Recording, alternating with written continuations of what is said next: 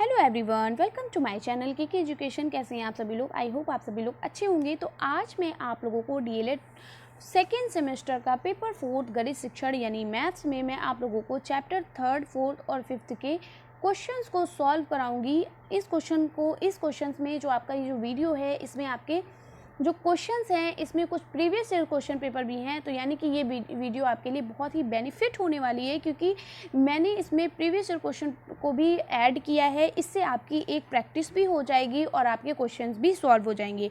तो वीडियो को शुरू करने से पहले हम देख लेते हैं कि हमने क्या क्या पढ़ लिया है और हमें क्या क्या पढ़ना है। तो चलिए शुरू करते हैं। देखिए हमने क्या क्या पढ़ लिया है। आपका जो फर्स्ट चैप्टर है 3 अंकों तक की संख्याओं का लासा एवं मासा ज्ञात करना है, ये भी हमने पढ़ लिया है। सेकंड चैप्टर है आपका व्यंजन में प्रयुक्त जोड़ घटाना गुणा भाग के संकेतों और कोष्ठों का सरलीकरण, बहुत अच्छे से मैंने आपको समझाया है, ये भी पढ़ लिया है। चैप्टर जो आपका थर्ड है प्राकृतिक पूर्ण पूर्णांक तथा परिमेय संख्याओं की अवधारणा, इससे प्राकृतिक संख्याएं क्या होती हैं, पूर्ण संख्याएं क्या होती हैं, परिमेय संख्याएं क्या होती हैं, पूर्णांक संख्याएं क्या होती हैं, इन सबको मैंने एक परिभाषा की एक मैंने आपको वीडियो दी थी। वो वीडियो अगर आपने नहीं देखी है तो जाकर प्लेलिस्ट में चेक करिएगा और प्लेलिस्ट में देख लीजिएगा। फिर देखिए पूर्ण संख्याओं पर संक्रियाओं का जोड़ घटाना भाग और प्रगुण, ये आज आपको पढ़ाऊंगी।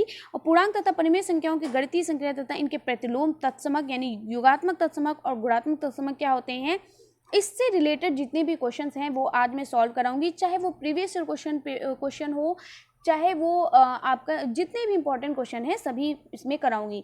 यानी कि ये जो आपका 3 चैप्टर है, आपका फर्स्ट, आपका थर्ड, फोर्थ और फिफ्थ, इससे जितने भी आपके सवाल बनते हैं, जितने भी आपके इंपॉर्टेंट सवाल हैं, जितने भी आपके प्रीवियस ईयर क्वेश्चन हैं, वो सभी आज मैं सॉल्व कराऊंगी।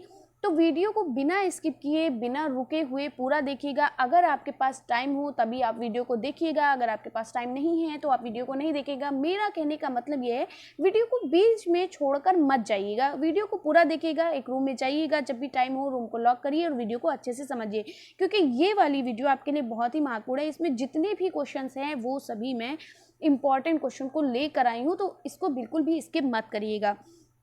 तो चलिए, अगर आप चैनल पर नए हैं तो चैनल को लाइक, सब्सक्राइब और शेयर करना तो बिल्कुल भी मत भूलिएगा, और बेल आइकन को प्रेस कर लीजिएगा ताकि आपके जो सेकेंड सेमेस्टर की जो आपके जो सिलेबस है, आपके सेकेंड सेमेस्टर का जो कोर्स है वो मैं इस पर कंप्लीट कराऊंगी, तो आप उन सभी वीडियोस को देख सकें।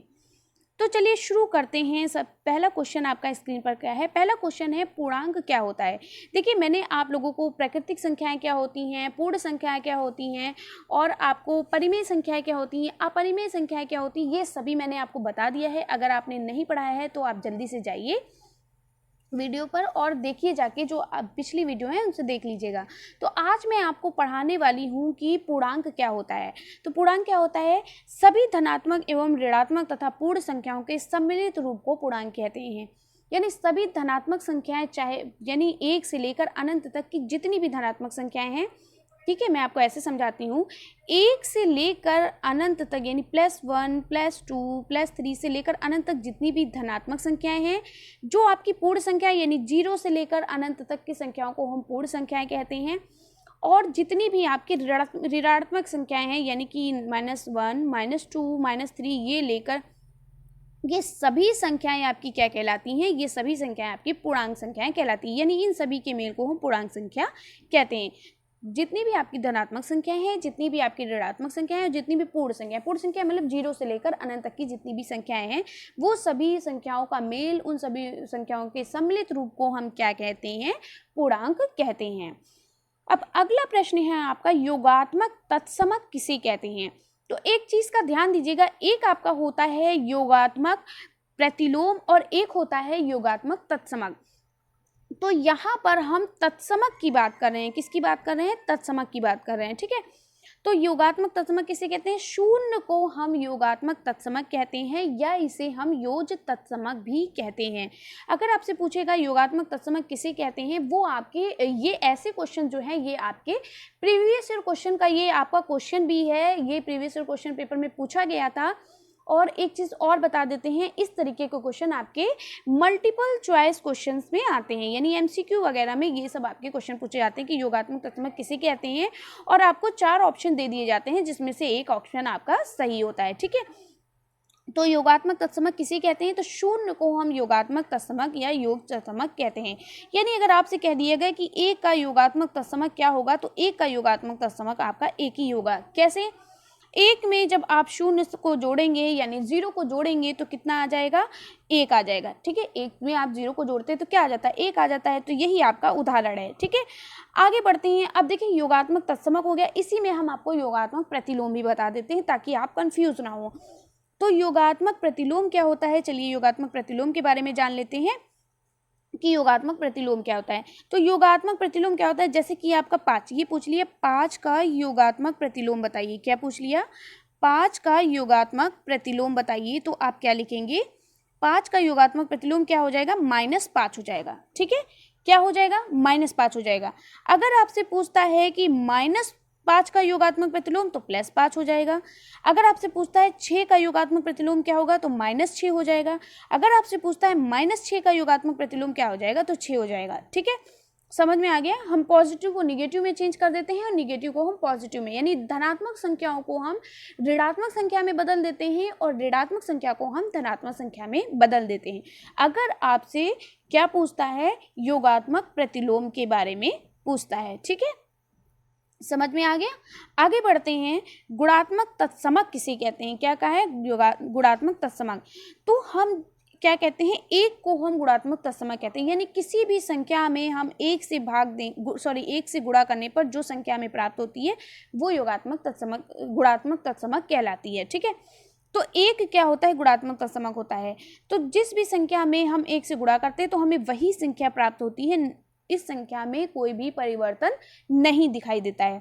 ठीक इसी तरीके से आपने योगात्मक तत्समक में देखा, जब हम किसी भी संख्या में 0 से क्या करेंगे? 0 को जोड़ देंगे तो हमें वही संख्या प्राप्त होती है और इस संख्या में कोई भी परिवर्तन नहीं आता है। ठीक उसी तरीके से गुणात्मक तत्समक में होता है, जिस भी संख्या में हम 1 से गुणा करते हैं, 1 एकम 1 तो 1 आ गया।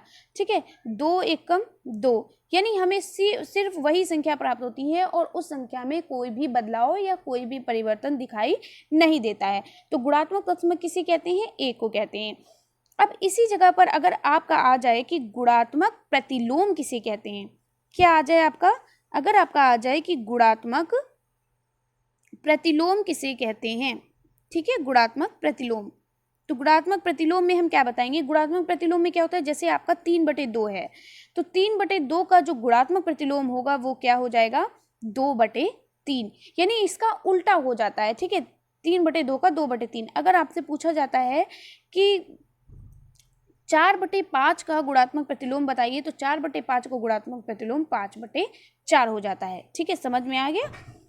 आगे बढ़ते हैं अगले प्रश्न पर। अब देखिए, आपके क्वेश्चन सॉल्व करने के लिए आ गए हैं कि 2 परिमेय संख्याओं का योगफल -1/3 है। यदि इनमें से एक संख्या -5/18 है तो दूसरी संख्या ज्ञात कीजिए।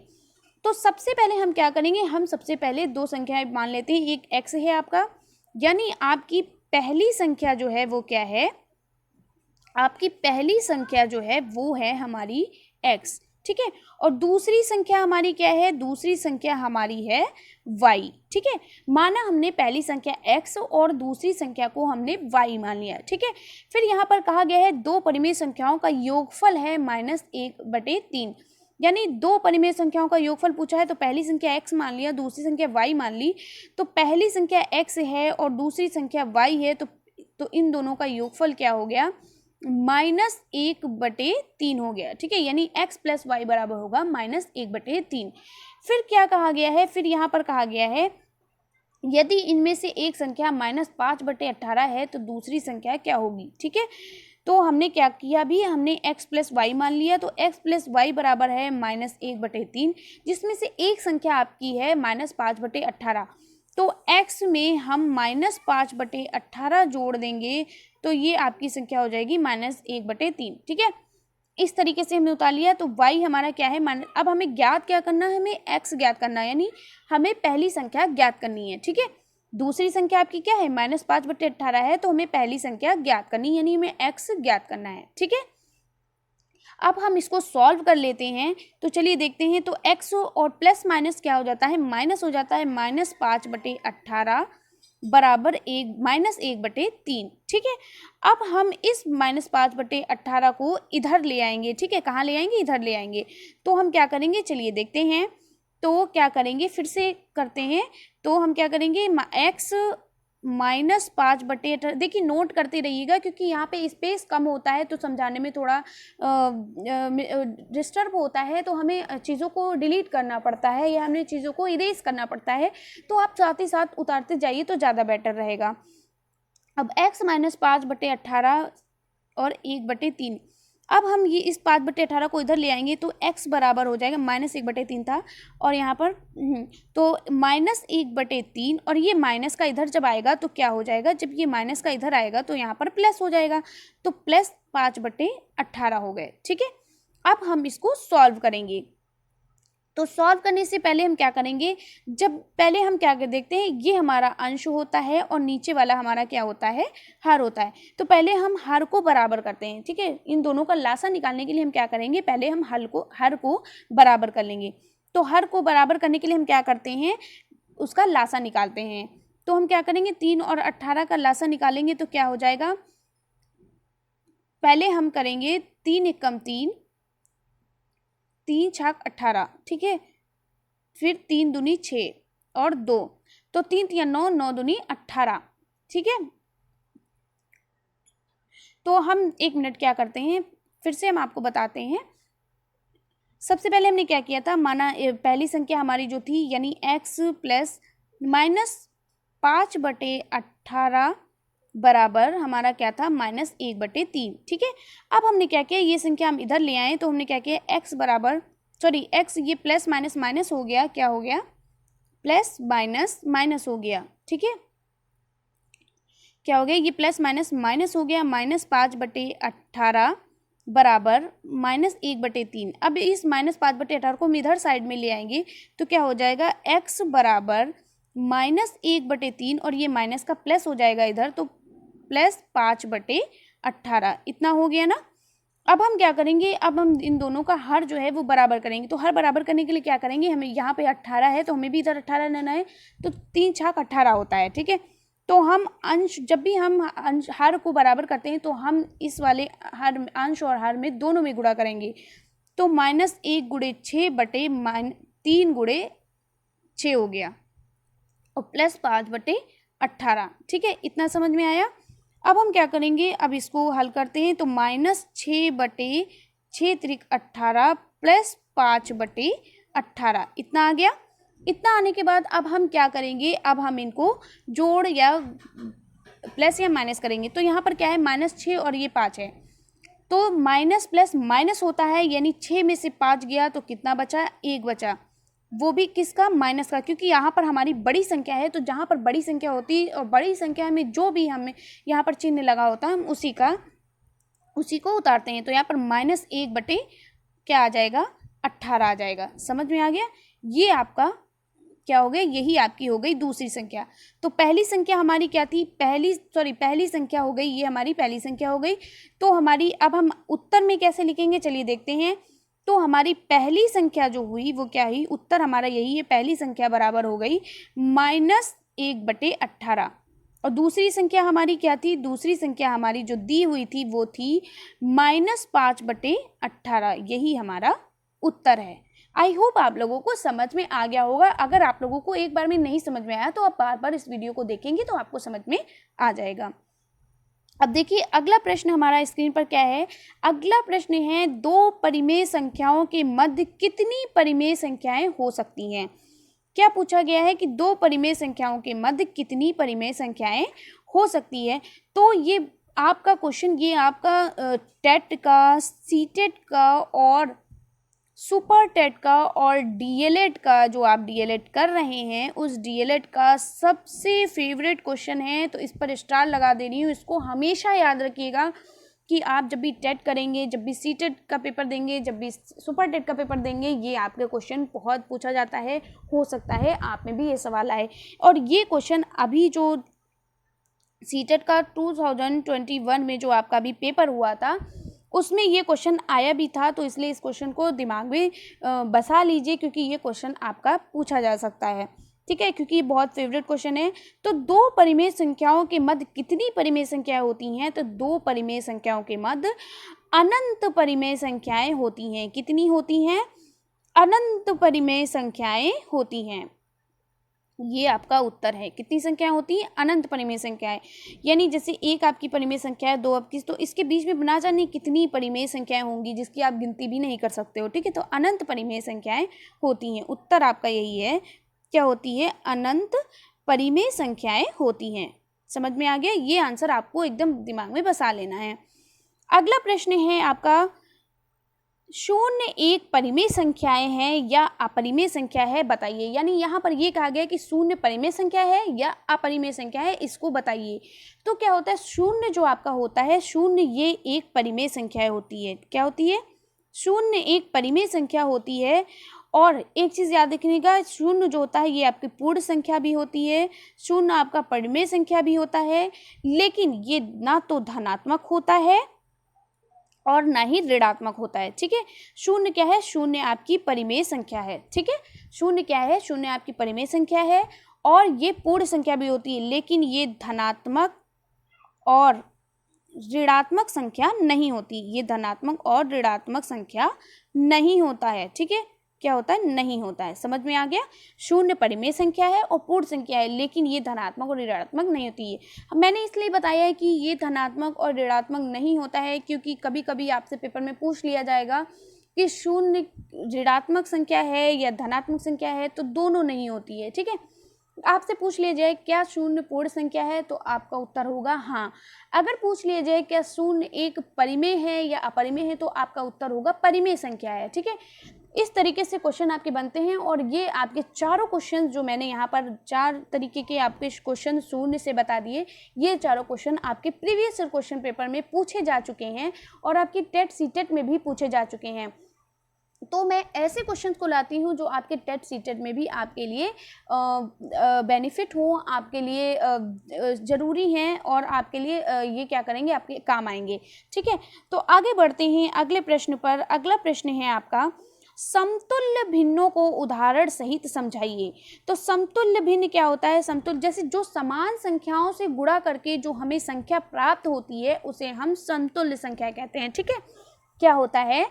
जब भी किसी संख्या में समान संख्याओं से गुणा करके जो हमें संख्या प्राप्त होती है, या हम इस तरीके से कहते हैं किसी समान संख्याओं से गुणा करके जो हमें संख्या प्राप्त होती है उसे हम समतुल्य संख्या कहते हैं या समतुल्य भिन्न कहते हैं। ठीक है, तो ये आप डेफिनेशन उतार लीजिए, जो मैं बोल रही हूँ उसको उतारते भी जाइए।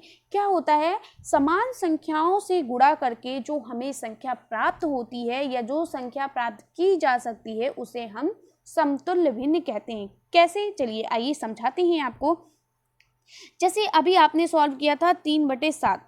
ठीक है, तो हमने 3/7 में हम क्या करते हैं? समान संख्याओं से गुणा करते हैं, यानी उसके अंश में भी 2 से गुणा करते हैं और उसके हर में भी 2 से गुणा करते हैं। तो उसके अंश और हर में जब हम समान संख्याओं से गुणा करते हैं तो उसके बाद जो हमें संख्या प्राप्त होती है उसे ही हम समतुल्य भिन्न कहते हैं।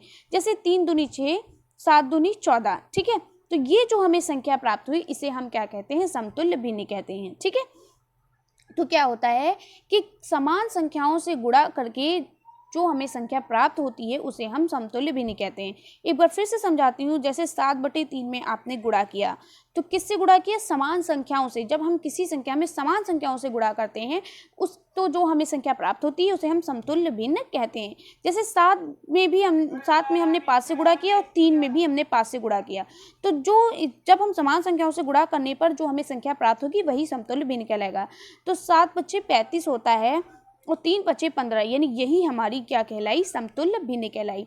तो आई होप आप लोगों को समझ में आ गया होगा। अगर समतुल्य भिन्नों का कोई भी उदाहरण आपसे पूछा गया है, ऑप्शन में भी दिया जाएगा या आपसे शॉर्ट क्वेश्चन में भी पूछा जाएगा, तो आप आराम से कर सकोगे। इसीलिए कह रहे हैं कि ये वीडियो बहुत ही आपके लिए इम्पॉर्टेंट है और बिल्कुल भी एक तरीके से ये रिवीजन क्लास भी समझ लीजिए और एक तरीके से ये प्रैक्टिस क्लास समझ लीजिए जो आपके लिए बहुत ही इम्पॉर्टेंट है। बिल्कुल भी स्किप मत करिएगा। अब अगला प्रश्न है, -5/4 तथा -7/9 में कौन परिमेय संख्या बड़ी है? बहुत क्वेश्चंस पूछे जाते हैं। ये प्रीवियस क्वेश्चन है। जो प्रीवियस ईयर में पूछा गया है ना, पिछले पेपर में जो पूछा गया है वही क्वेश्चन मैं लेकर आई हूँ, ताकि आपको समझ में भी आ जाए और ये आपके लिए महत्वपूर्ण भी है, क्योंकि आपको फिर से भी पूछा जा सकता है, क्योंकि प्रीवियस ईयर क्वेश्चन से आपके बहुत सारे क्वेश्चन आते हैं डीएलएड में। आपने फर्स्ट सेमेस्टर का पेपर दिया है, आपको पता भी है कि बहुत सारे क्वेश्चंस आपके प्रीवियस ईयर क्वेश्चन पेपर से ही पूछे जाते हैं। ठीक है, मान लो 70% क्वेश्चन जो आपके हैं वो प्रीवियस ईयर क्वेश्चन पेपर से पूछे जाते हैं। तो ये प्रीवियस ईयर क्वेश्चन पेपर का जो क्वेश्चन है ये, यानी पिछले आपके जो पेपर हुए थे उनमें उनसे पूछा गया था। तो चलिए देखते हैं, इसको सॉल्व करते हैं। तो क्या कहा गया है कि -5/4 तथा -7/9 में कौन परिमेय संख्या है। ये आपका 2 नंबर में यानी लॉन्ग क्वेश्चन में पूछा जाता है। तो इसको सॉल्व करते हैं। तो -5/4 और -7/9 में कौन सी बड़ी संख्या है। तो सबसे पहले हम इनको ज्ञात करने की क्या करेंगे, इनके हर को हम समान कर लेंगे। ठीक है, इनके हर को बराबर कर लेंगे, तभी हम क्या करेंगे, इनका लासा निकाल पाएंगे। तो इनके हर को बराबर करने के लिए हम क्या करेंगे, चलिए ऊपर देखते हैं थोड़ा सा स्पेस लेकर। चलिए अब क्या कहा गया है कि -5/4 और क्या कहा गया है कि 7/9 में बड़ी संख्या कौन है। तो इन दोनों के हर को पहले हम समान कर लेते हैं। तो क्या करेंगे, -5/4 में हम क्या करेंगे दोनों के हर को जब समान करेंगे तो इसमें हम 4 9 36 9 गुणे 4 कर लेंगे। तो अगर हम इसमें भी गुणा करेंगे तो हमें अंश में भी करना पड़ेगा। फिर क्या करेंगे, हम 7/9 में हम क्या करेंगे, 4 से गुणा कर लेंगे, तो ऊपर भी हमें 4 से गुणा करना पड़ेगा। ठीक है, अब हम इसको गुणा कर लेते हैं। 5 9 45 -45/9 चौक 36। ठीक है, इधर क्या किया, 7 चौक 28 -28 हो गया, क्योंकि यहाँ पे -7/9 है ना, इसलिए -28 हो गया। -7 यहाँ पर 9 है। ठीक है, -7/9 तो -28 हो गया और 9 चौक 36, यानी दोनों के हर बराबर हो गए। सबसे पहले हम क्या करते हैं, सबसे पहले हर बराबर करेंगे, तभी हम क्वेश्चन को सॉल्व कर पाएंगे। अब हम देखिए इसमें सबसे बड़ी संख्या क्या हुई, इसमें सबसे बड़ी संख्या जो आपकी है ये माइनस होगा। तो आपकी जो ध्यान रखिएगा, जो ऋणात्मक जो संख्याएं आपकी जो होती हैं, ठीक है, ऋणात्मक संख्याओं में क्या होता है, सबसे बड़ी संख्या आपकी माइनस, यानी इधर से जितनी भी संख्या, जब आप इधर तरफ जाते हैं तो आपकी संख्याएं क्या होती हैं, घटने लगती हैं। ठीक है, और जब इधर तरफ आप जाते हैं तो आपकी संख्या क्या होती हैं, बढ़ती हैं। तो -1 सबसे बड़ी संख्या है, -2 उससे छोटी है, -3 उससे छोटी है। तो इसमें जो संख्या सबसे छोटी होती है वही संख्या सबसे बड़ी होती है। किसमें, माइनस में, यानी ऋणात्मक संख्याओं में क्या होता है, जो संख्या सबसे छोटी होती है वही सबसे बड़ी संख्या होती है। तो उत्तर हमारा क्या होगा कि जो -7/9 है ये हमारी संख्या सबसे बड़ी है। ठीक है, तो यहाँ पर सबसे बड़ी संख्या पूछा गया था, तो सबसे बड़ी संख्या हमारी क्या है, सबसे बड़ी संख्या जो हमारी है वो -7/9 है। क्या है, -7/9 हमारी सबसे बड़ी संख्या है। समझ में आ गया। अब आगे बढ़ते हैं अगले प्रश्न पर। अगला प्रश्न है आपका, -1/2 तथा 5/4 के मध्य 2 समदूरस्थ संख्याएं ज्ञात कीजिए। ठीक है, क्या कहा गया है कि -1/2 तथा 5/4 के मध्य 2 समदूरस्थ संख्याओं को ज्ञात कीजिए। तो समदूरस्थ का मतलब क्या होता है, समदूरस्थ का मतलब होता है कि वे संख्याएं जो आप पास में, यानी समदूरस्थ यानी पास हो संख्या है। ठीक है, 2 पास वाली संख्याओं को, मतलब पास वाली संख्याओं को हम सॉल्व करेंगे। तो चलिए देखते हैं।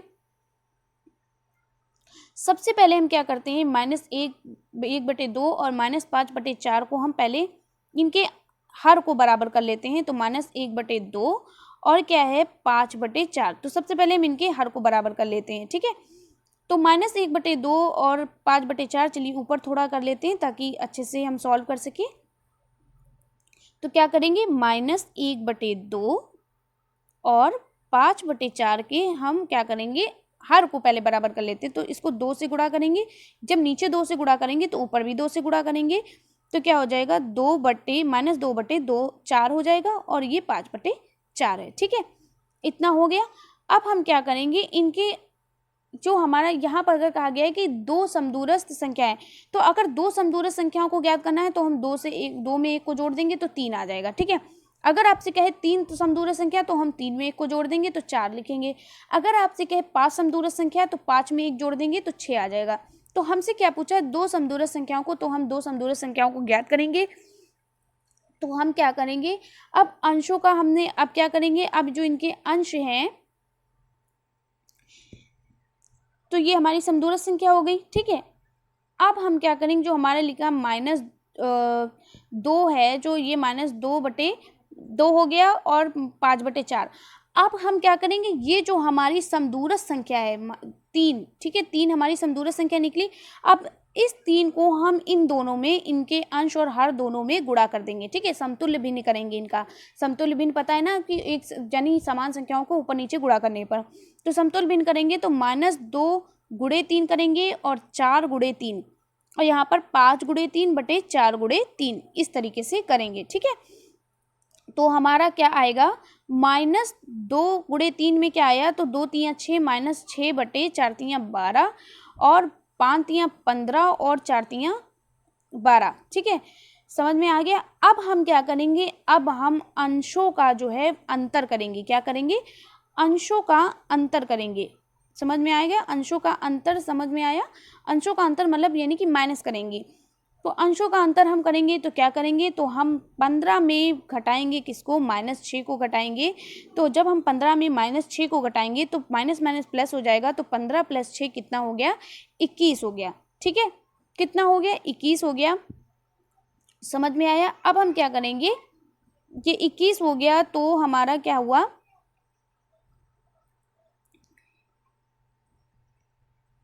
अब हम इस 21 में क्या करेंगे, अब हम इस 21 में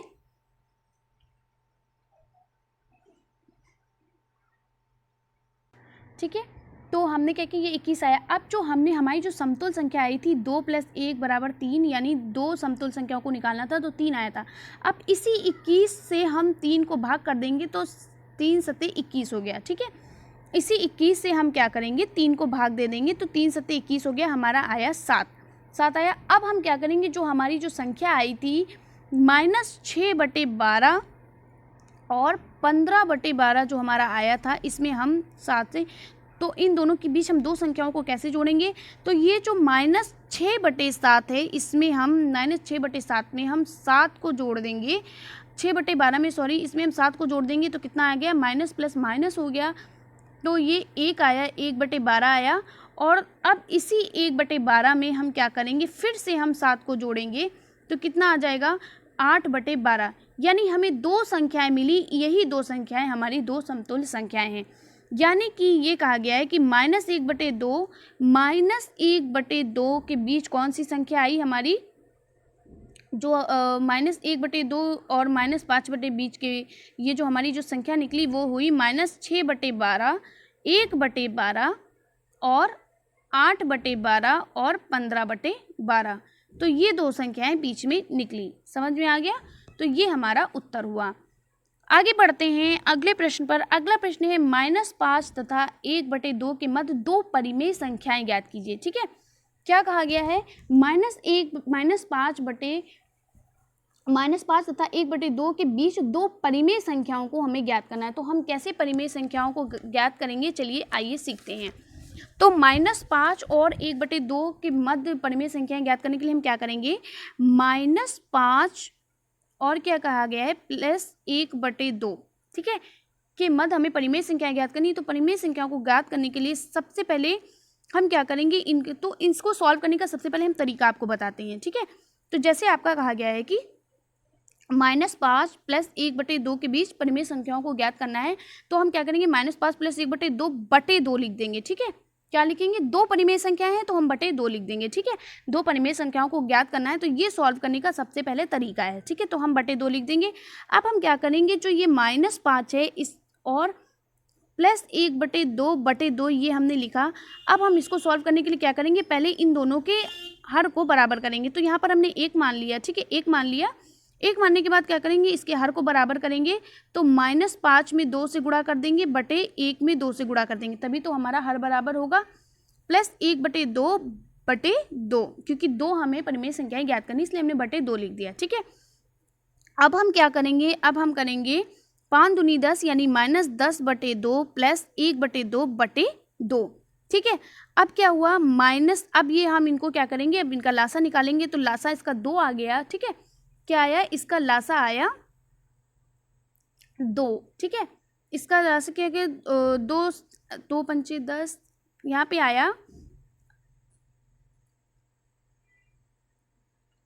इसका लासा आया 2, और -10 में से प्लस माइनस माइनस हो गया, तो यहाँ पे 10 में से 1 गया, 9 बचा, तो माइनस का 9 बचेगा बटे 2, ठीक है।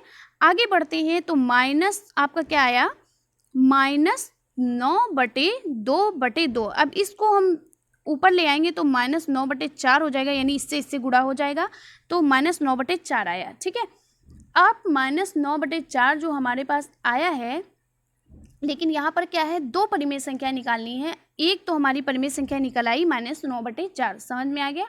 अब हम दूसरी परिमेय संख्या निकालेंगे, तो दूसरी परिमेय संख्या निकालने के लिए हम क्या करेंगे, जो ये -9/4 है, यानी कि जो हमारी -5 में और 1/2 के बीच क्या कौन सी संख्या आई है, -9/4, ठीक है। ये संख्या आई, अभी हमें एक संख्या मिली है, अभी हमें दूसरी संख्या निकालनी है, ठीक है। तो दूसरी संख्या निकालने के लिए हम क्या करेंगे, -9/4 में 1/2 को जोड़ देंगे और बटे 2 कर देंगे, ठीक है। अब हम क्या करेंगे, इन दोनों का लासा निकालने के लिए हम पहले हर को बराबर, अंश को बराबर करेंगे, ठीक है।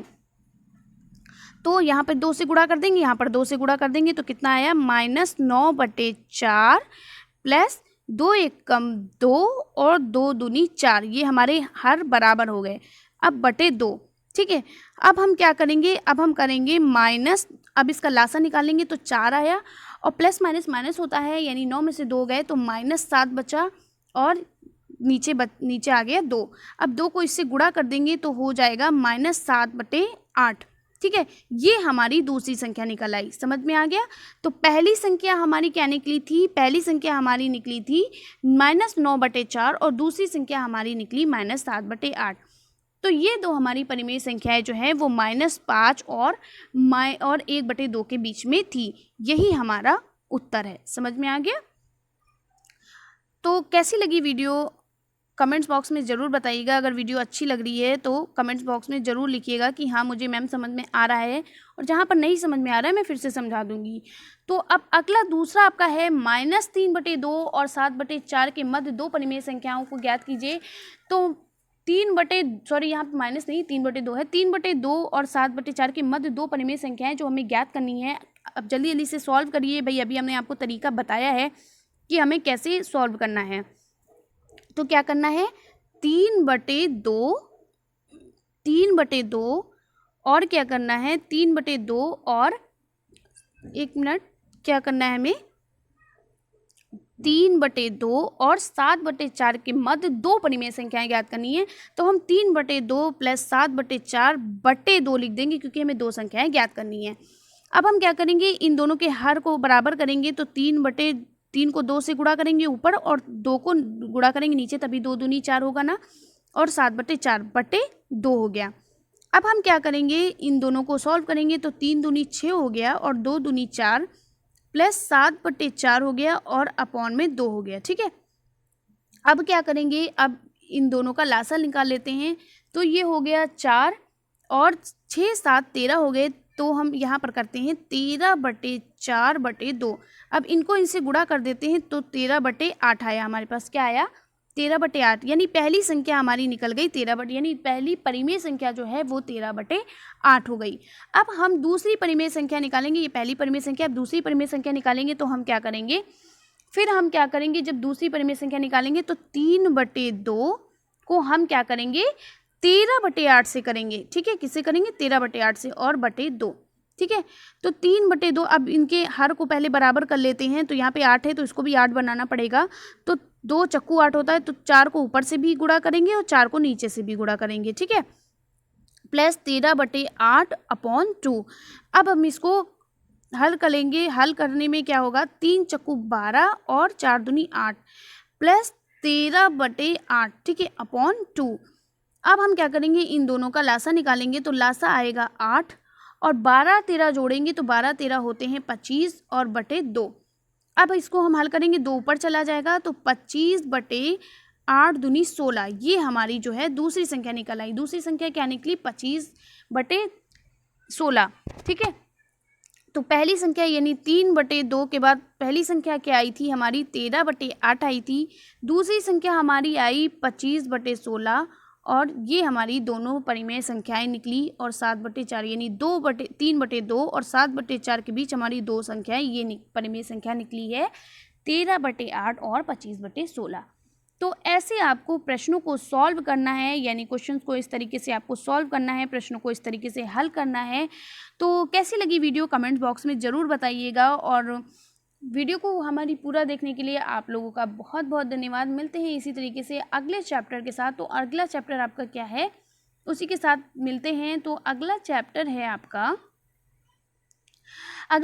आपका समीकरण तथा सर्वसमीका का क्या अर्थ है। समीकरण तथा सर्वसमीका का अर्थ, ये भी आपका बहुत ही इंपॉर्टेंट चैप्टर है।